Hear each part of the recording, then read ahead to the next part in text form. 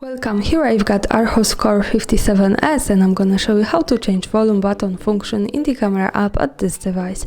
So at first we have to tap on the camera button to open it.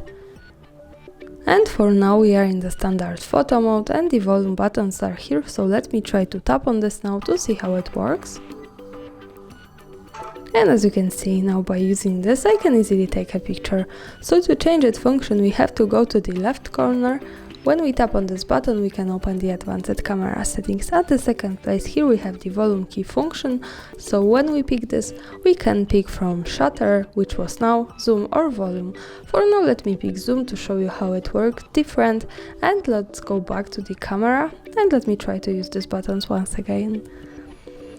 And as you can see now, by using this I can easily get closer to my subject, so I can use zoom and also I can easily go back. So this is how it works. Thanks for watching, subscribe our channel and leave the thumbs up.